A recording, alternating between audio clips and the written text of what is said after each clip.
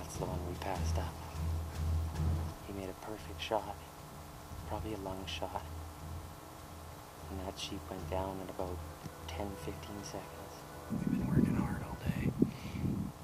I can't believe it. Muzzleloader paid me 215 yards. You want to go see him? I think so.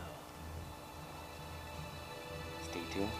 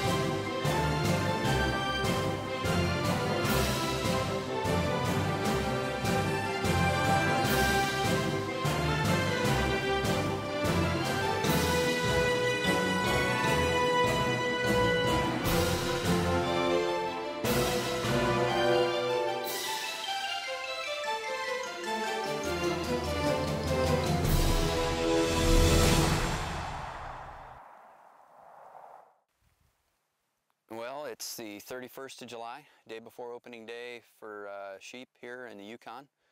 I got in a few hours ago here to the base camp and got settled in.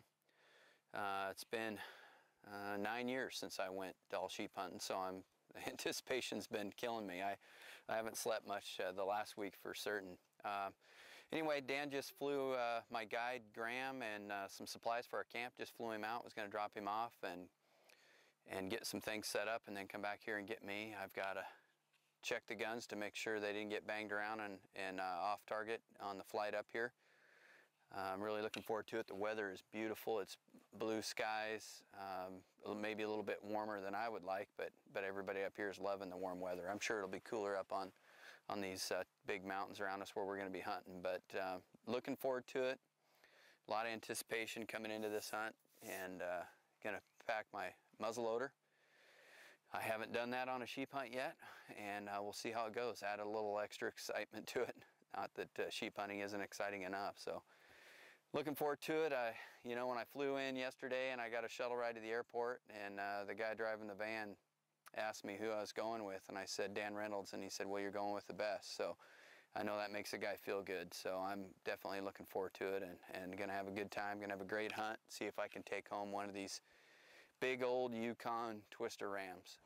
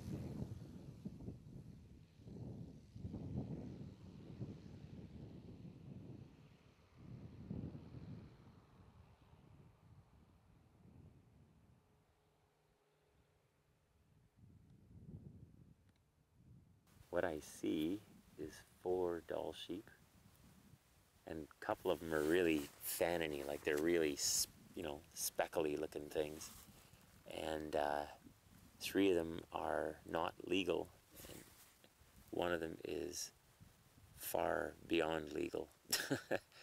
And it's tough actually, because we're looking at this sheep and he's got beautiful chocolate brown horns, which is indicative of an older sheep. His body size is really good, especially when you see him beside some of these younger sheep.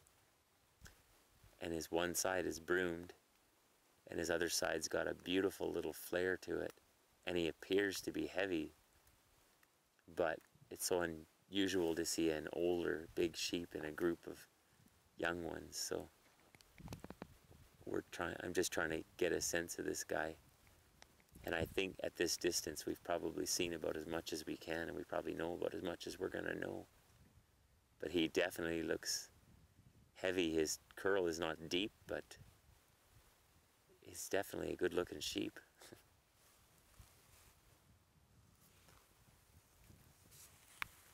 And like I said, if I was hunting by myself, I wouldn't even hesitate. But it's tomorrow's opening day, and I'm pretty excited about walking on some of these beautiful mountains.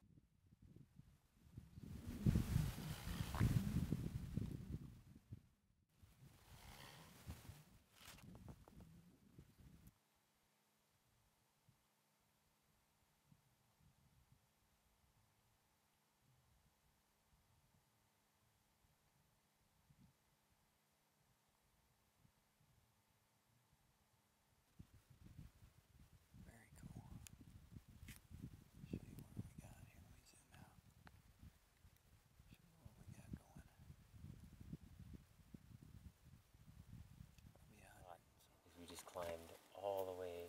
I mean, you can't even see it way over the camp. You fly over a mountain and you get a sense of it, and you think, okay, well, I'll just walk around it. And then you start walking. Holy smokes. It's way bigger than I thought it was going to be. What do you think? I think we were doing well, except for that little rock climbing lesson that we had to get. Good. You liked it. You said you don't like it now, but you'll like it later. I should have videotaped you coming off that thing. Oh, yeah. I don't know if there was enough tape. Yeah. I mean, there's so many little caverns I could have walked out of, but that one just happened to have, 20 feet of steep pitch that we had to migrate our way down through.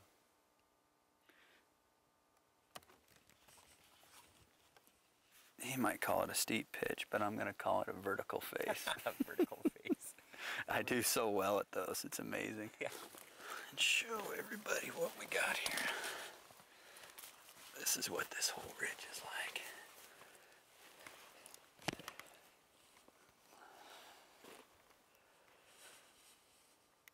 Just nasty steep.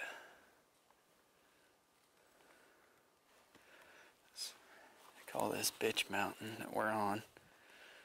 And I guess that over there is son of a bitch. You can see why. And we got our band of rams that we saw last night are laying right